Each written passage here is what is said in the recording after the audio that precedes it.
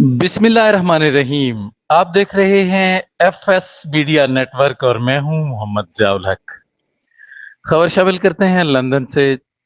Chairman Jammu और Kashmir overseas council UK राजा जावेद इकबाल ने भारतीय मुस्लिम कुश वजीर आजम नरेंद्र मोदी के दौरे मकबूजा कश्मीर को कश्मीरियों के जख्मों पर नमक पाशी करार देते हुए कहा है कि कश्मीरी भारतीय वजीर आजम के दौरे को मुस्तरद करते हैं। अपने खुसूसी बयान में उन्होंने कहा कि मोदी अपने झूठों का नया पलंदा लिए दोबारा मकबूजा कश्मीर का रुख कर रहा है, मगर कश्मीरी अवाम हमेशा की तरह इसे मस्तरद करते हैं।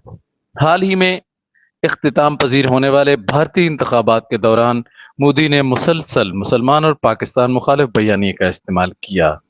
हर बात आजमाने के बावजूद मोदी लोकसभा में अक्सरियत हासिल न कर सका।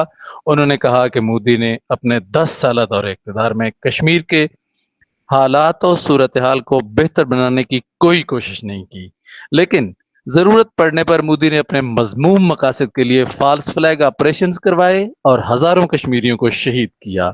10 साल हुकूमत के दौरान कश्मीर में बुरी तरह नाकाम होने के बाद मोदी ने हालिया इंतखाबात में हार के डर से एक भी नशिस्त पर अपना नुमाइंदा खड़ा नहीं किया।